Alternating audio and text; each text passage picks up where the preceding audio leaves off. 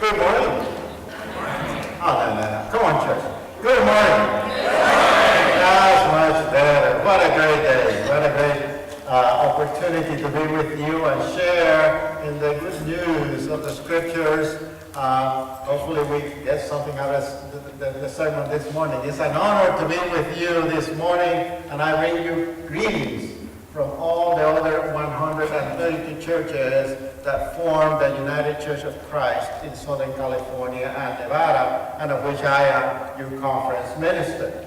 I share with churches all the time. I tell them that if you don't know what a conference minister is, think of a bishop with absolutely no power.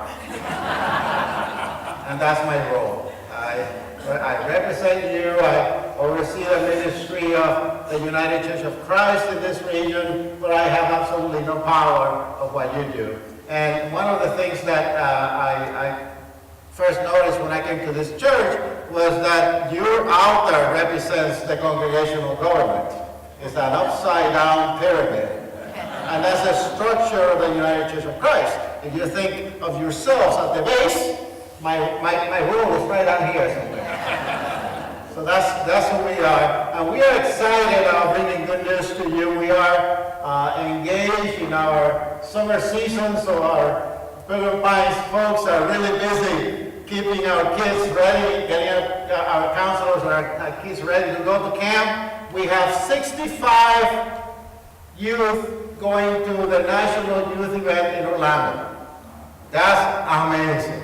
So we have a busy summer season. I'll be going with our youth to Orlando, and I'll probably be crazy by the time I come back, but I'll be with them this season. Also, good news, we just come from celebrating our annual gathering two weeks ago, in which we gave the news that our Pilgrim Pines camp, who have been in debt for a long time, and a year ago we were $800,000 in debt. We met our campaign, and as of last week, the camp is debt-free.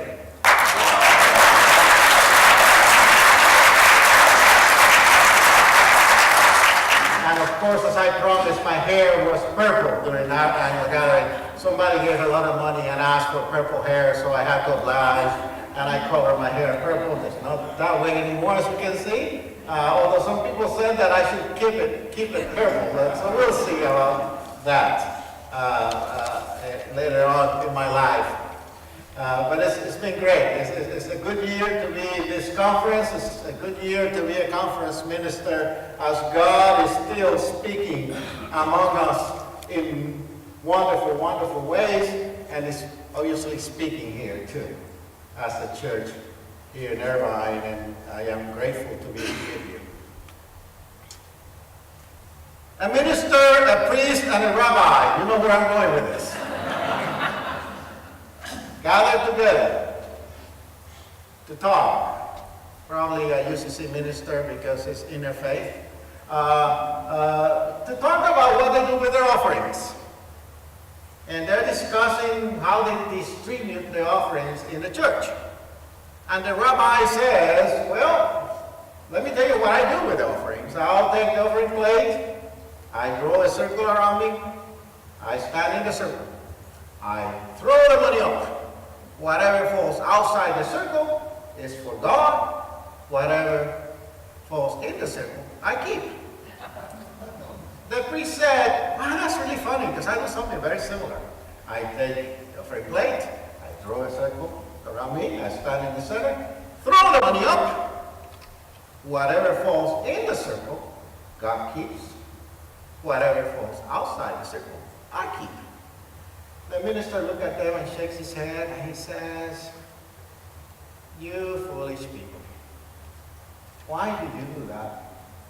Don't you know that everything God gives us belongs to God? They're puzzled and look at the minister and said, yeah, but so what do you do? And I said, very simple. I take the offering plate. I don't draw any circles. I throw the money off. Whatever God wants, God can keep. What falls on the ground is mine.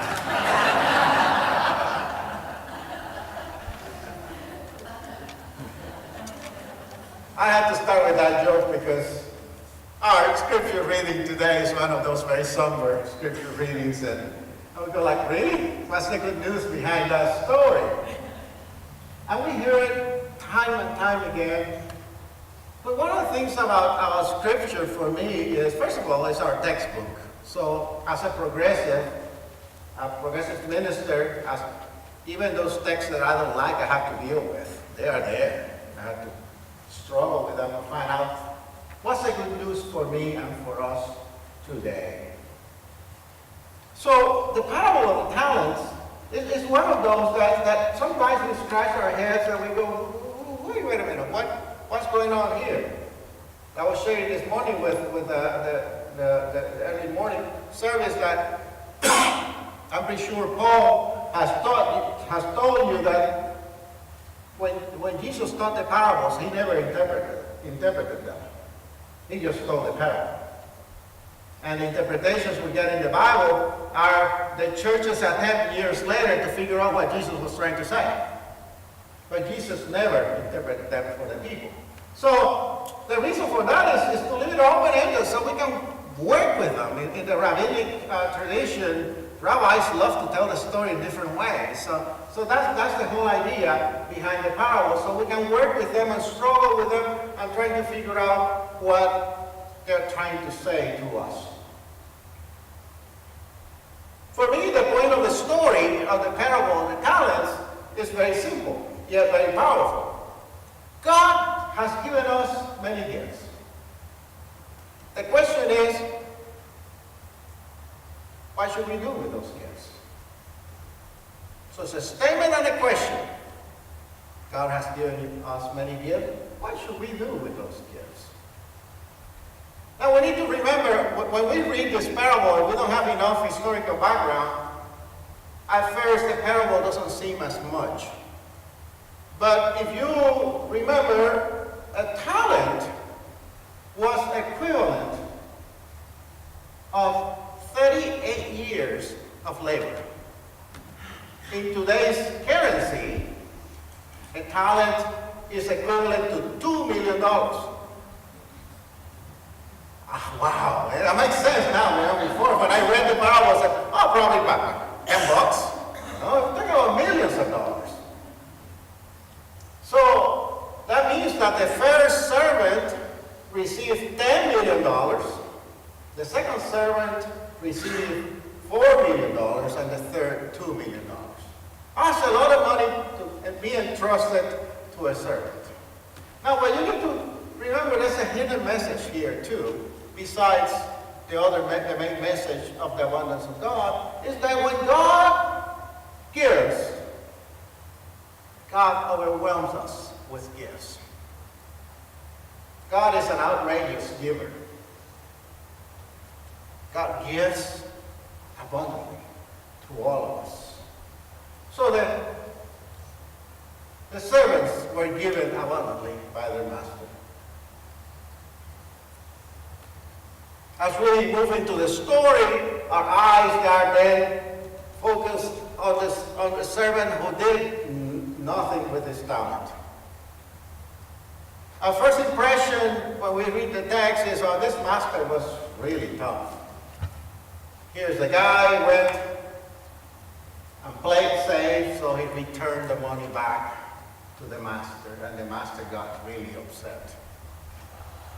But the problem is not that the servant played safe. The problem is that the servant did absolutely nothing with the money that was given. Absolutely, didn't even put it in the safe, buried it. And that's the challenge. The message of this parable is that we should not let our fears and concerns paralyze us. God has given us abundantly. And we have been commissioned, sent out to multiply and use those gifts responsibly. God's gifts were not meant to be buried or to solely use for our own personal benefit. And this is a real powerful story for us middle-class Americans. Do you know that as Americans, we consume 40% of the world's resources, while we only represent 6% of the human population? That is staggering. Put it a different way, in order for all the Earth population to enjoy an American middle-class lifestyle, 4 more planets the size of Earth will be necessary as a resource base. And as Americans, we take for granted the everyday material goods that we possess, while others in the world see these goods not as a necessity, but as a luxury. I dare to say that if Jesus were to tell this parable today, he will have included one more servant. The one who did not bury the talent in the sand, but went and spent it all on himself. I wonder what the fate of that fourth servant would have been. God has given us many gifts and calls us to use those gifts to build up God's realm. Now, this is not to say that we don't need material things. God knows that we need them. But God also wants us to trust all our needs to God. God gave us a bountiful planet and the abilities to lead full lives on it, and has constantly promised us that those needs will be met. And that is the good news. I often talk to churches, and there are many churches that are struggling financially. You are one of those blessed churches that are responding to God's mission in some amazing ways. And the capital campaign that you are celebrating today is a reflection of that. But I talk to churches that are struggling on how to keep the lights on.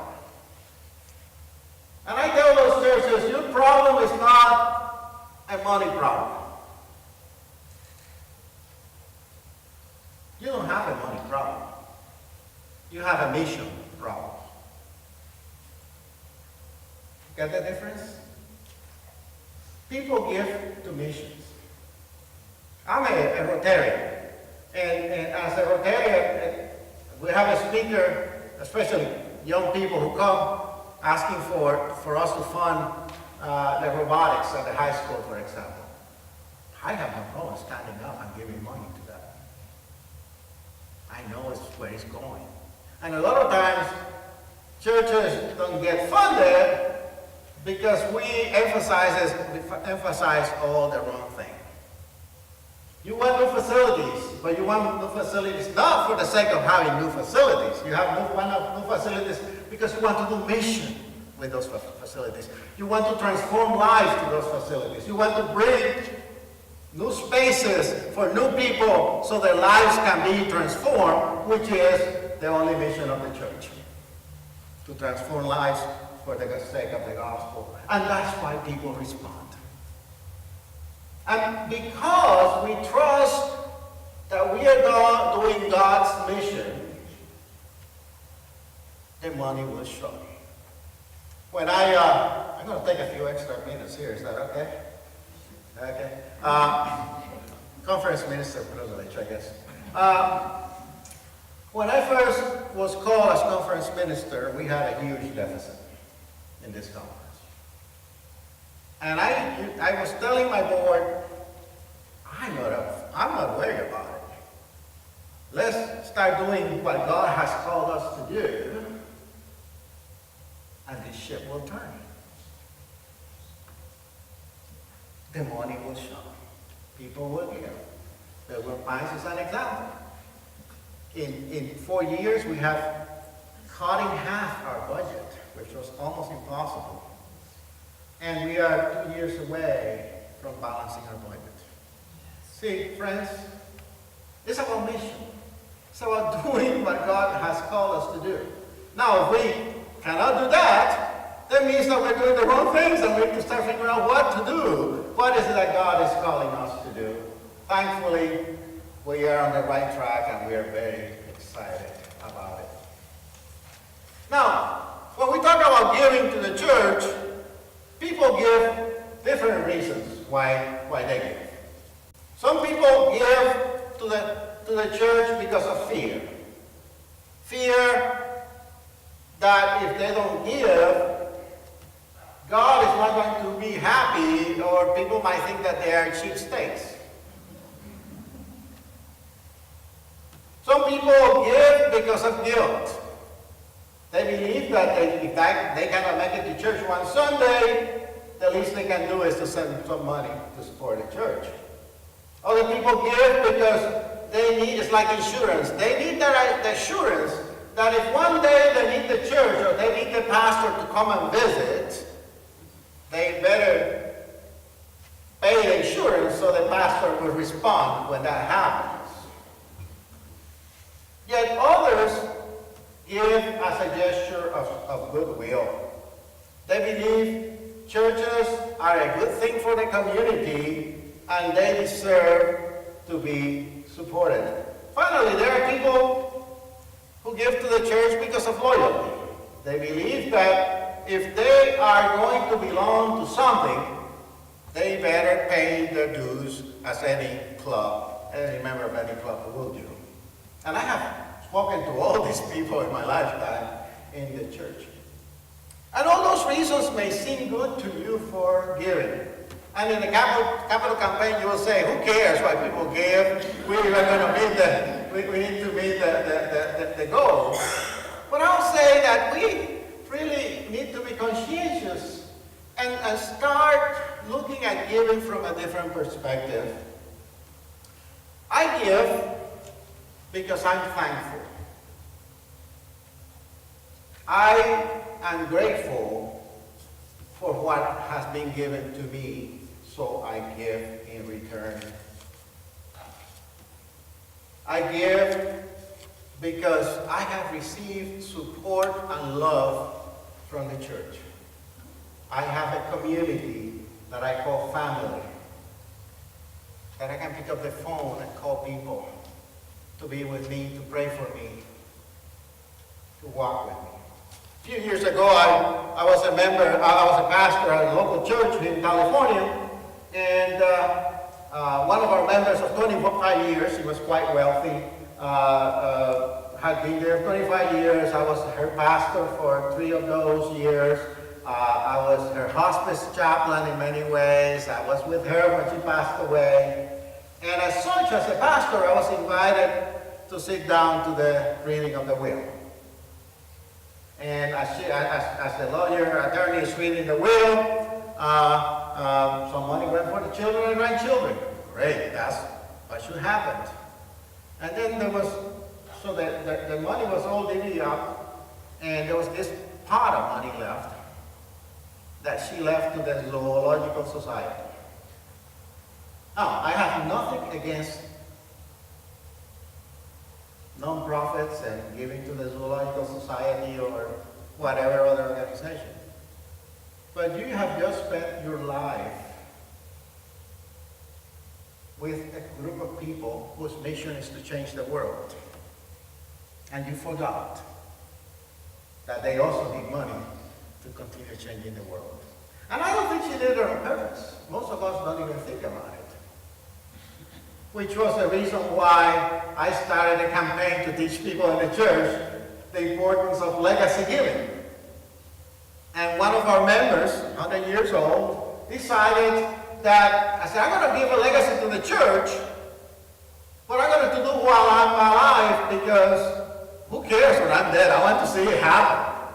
And he gave us a big, big gift that we're able to use in our child care center build a new playground, and then put a big plaque in his name, and he was there to celebrate. And then he told me, okay, this is it. When I die, you don't get anything. But it was a response to that. They said, yes, this is my community. This is my family. This is my church home. God has given me many gifts. Let me give back some to you for changing my life, for nurturing me, for supporting me and my family through the many years I've been a member here. St. Francis tells us that for it is through giving that we receive. I give to the church because I want to spread the words of hope, love, and the words of justice that the world is waiting for. And it takes money to do that. I give because I want to tell the world that there's a better way to do things. And as a church, it's my mission to say those words, and to stand up. This church celebrating 25 years, being open and affirming, and inviting the LGBTQI community to be part of you. We need money to tell the world that.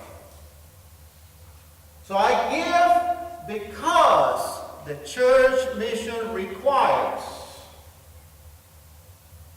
that I give to change the world, to spread the good news, to tell a different story than the news is telling every day. Because the church is the only one who can do that. That's what I give. Plus, all I'm doing is giving back from what God has given me.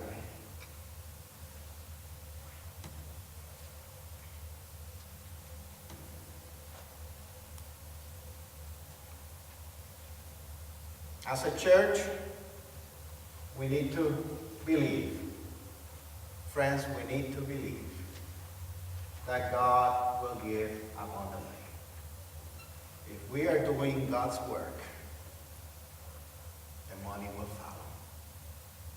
So I'll say, don't fret. You might have not raised the 1.5 million that you were looking at. But I am like Paul. I am the glass half full guy. You're only 15% away. You raised 85%. I guarantee you the other 15 will come. Just stay steady, doing the mission that God has called you to do. And you will see the miracle happen. It will come, guaranteed. As you celebrate the successful capital campaign, may you come to understand that stewardship is about taking care of one another. It's about relationships. It's about love. It offers the opportunity to have our lives changed as we meet the needs of others. Stewardship is about giving thanks to a bountiful and graceful God. Amen.